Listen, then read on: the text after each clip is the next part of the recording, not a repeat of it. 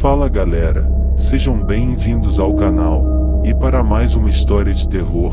Se gosta desse tipo de conteúdo, não deixe de se inscrever no canal e deixar aquele like e ativar o sininho para receber notificações de novas histórias. Então bora para mais uma. A Casa dos Condenados. Éramos 7 até 1990, quando formamos um círculo ao redor de uma garrafa de vidro, que decidia, através de uma famosa brincadeira, revelar segredos ou pagar alguma prenda, verdade ou desafio. 7 amigos unidos, do interior de Minas Gerais, a cidade pequena porém conhecida por uma lendária casa mal assombrada. O lugar era um pouco afastado do restante da população, mas tinha alguns vizinhos e estes relatavam ver e ouvir coisas estranhas ao redor daquela casa. Na brincadeira de um sábado à noite, após uma sessão de bebedeira, Ralph, na sua vez de escolher uma consequência, deixou-nos em um profundo estado temporário de silêncio. A consequência para Edu era nada menos do que desafiá-lo a passar uma noite sozinho na casa assombrada, conhecida por amaldiçoar quem ali entrasse. Pelo menos era o que diziam os próprios donos da propriedade, que era na zona rural. Na nossa brincadeira, Edu, que além de não acreditar em histórias sobrenaturais, nunca dava o braço a torcer. Botou sua jaqueta, pegou sua moto, uma mochila, algumas lanternas e disse que quem quisesse veria alguém que não tinha medo da casa. Eu aceito o desafio. Vou passar o resto da noite na tal casa mal assombrada. Nos unimos contra tal ideia e pedimos para que Ralph mudasse o desafio imposto a Edu, afinal a brincadeira não era para ir tão longe. A casa era conhecida pelos muitos relatos de pessoas escutarem vozes, gritos, choros, portas baterem sem vento algum e até vultos. Foram as notícias dos jornais no fim dos anos 80, e um zelador teria morrido eletrocutado dentro da casa quando simplesmente tirou uma tomada de uma televisão e um peão que simplesmente caiu morto alguns metros fora da casa. Consideramos coincidência, dizia a imprensa na época, mas o fato era que também tinham os desaparecimentos de alguns mendigos e desavisados que invadiram a casa achando que teria abrigo. Estes que sumiram após entrar na construção. Lembramos Edu de todas essas coisas assustadoras que supostamente teriam acontecido por causa daquela casa, mas foi em vão. Nosso amigo montou na garupa da moto e partiu pela estrada de terra indo em direção à residência misteriosa e assustadora. Ralph tinha ido longe demais na brincadeira. Decidimos ir de carro atrás do Edu e impedi-lo de entrar naquele lugar. Ralph, em seu canto do banco traseiro, estava pensativo e expressivo até quebrar o silêncio do percurso do caminho. Eu não tenho culpa de nada. Se acontecer alguma coisa com ele, saibam que ele teve a opção de não aceitar a consequência. Não contive ao comentário e rebati. Nós conhecemos a rebeldia e a valentia do Edu. Você exagerou na escolha da consequência dele, pois sabia que ele iria topar. Um breve silêncio pairou dentro do carro. O restante da turma estava em outra moto um pouco à frente de nós. Um pouco mais tarde, chegamos em uma estrada escura de terra e, dali por diante, faltaria muito pouco para termos acesso à porteira quebrada da chácara abandonada em que ficava a famosa casa. Eu nunca tinha chegado tão perto daquele lugar, aliás, ninguém ali tinha feito isso antes, nem mesmo Edu havia pensado antes nisso, mesmo porque ele nem ligava para as histórias de terror ou lendas urbanas da nossa cidade. Gente, se é realmente uma lenda essa casa ser mal assombrada e amaldiçoar quem entrar nela, com toda certeza iremos descobrir isso hoje.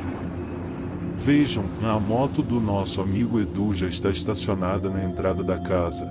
Chegamos atrasados, disse o Caio, que era quem dirigia o carro onde estávamos. Ao descermos do carro, Ralph disse que se quiséssemos entrar, entraríamos sem ele nem mover um dedo sequer. O Edu quis vir porque sempre se achou melhor do que todos. Porque sempre quer mostrar valentia para todos dessa porcaria de cidade. E se ele e vocês querem morrer nessa casa, eu não quero. Aí dentro eu não entro e vocês não podem me obrigar. Ralph e Edu tinham uma rixa, não se bicavam muito, vivíamos separando as brigas dos dois. No passado Edu roubara uma namorada do amigo e, mesmo após alguns anos, eles meio que só se toleram em nome da nossa amizade, afinal somos em 7. Deixa ele aí galera, o Ralph é um covarde mesmo, fica aí dentro do carro que vamos tirar o Edu dessa porcaria de casa, e tudo por causa dessa brincadeira sua? Após Caio esbravejar com Ralph, logo seguimos rumo à casa, enquanto ele trancava as portas do carro. Ligamos então as lanternas e seguimos o objetivo. Confesso que, assim que íamos nos aproximando da casa, as minhas pernas tremiam cada vez mais, e logo a história toda do lugar passou pela minha cabeça, os relatos na cidade, as matérias com foto nos jornais, até que entramos. A casa era linda por dentro. Havia um salão enorme com uma escadaria para um segundo andar, onde parte estava invadida por plantas e mato. Edu não estava ali. Passamos a procurar no segundo andar, onde havia um longo corredor e várias portas, mas somente uma delas estava aberta. De repente, escutamos um estrondo de porta batendo vindo do andar de baixo. Logo descartamos a possibilidade de ser o Ralph entrando e consideramos o vento ter batido.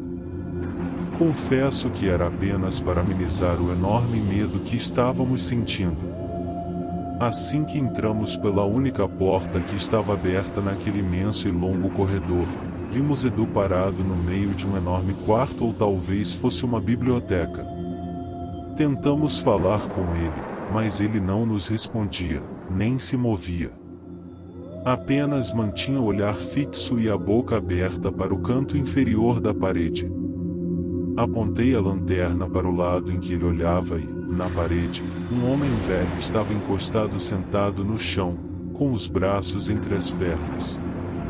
Ele tinha um longo cabelo branco, crespo, era barbudo e usava um chapéu preto, desses que se usa nos rodeios. Na canela do velho, via-se uma corrente com um cadeado trancado.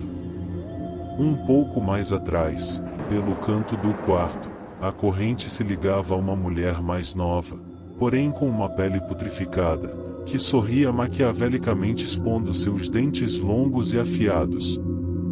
De repente, os dois se levantaram e começaram a atacar Edu, que gritava como eu nunca tinha escutado antes.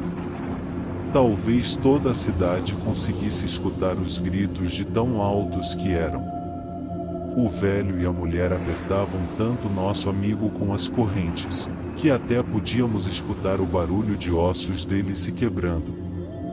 Não tínhamos outra escolha a não ser correr dali sem olhar para trás, e foi o que fizemos. Chegando novamente no corredor escuro, os gritos iam perdendo forças. Lamentamos perder um grande amigo diante de nossos olhos, mas tudo foi muito rápido, não pudemos fazer nada. Corremos para a parte de baixo da casa e demos de cara com a porta aberta. Ao sair, vimos Ralph morto dentro do carro com a cabeça encostada no vidro da janela e sangrando pela boca. Que merda! Gritou Caio. Notamos que as portas do carro ainda estavam travadas conforme vimos Ralph fazer anteriormente. Podemos escutar alguns rosnados um pouco distantes de nós, e nos deparamos com uma outra estrada igual à de terra que ligava a entrada da casa, e do outro lado havia um cachorro que latia pra gente. Havia também um carro e uma moto estacionados próximos um do outro. Tinha uma pessoa dentro do carro dormindo. Nos aproximamos para ver, e era o Ralph. Ele estava dentro do carro.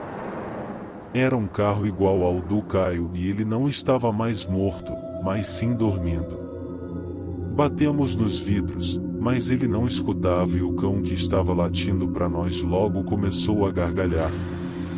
Do nada, estávamos novamente dentro do salão principal da casa. Estava muito escuro. Agora, correntes estavam entrelaçadas em nossas pernas. Foi quando vimos Edu, todo desfigurado e contorcido, descendo pela escadaria em nossa direção. Ele estava todo ensanguentado e, por mais que a gente tentasse correr, ele conseguia chegar cada vez mais perto de nós. Outra corrente o amarrava a algo no segundo andar da casa. Sabíamos que, apesar de termos bebido naquela noite, estávamos sóbrios para ter delírios.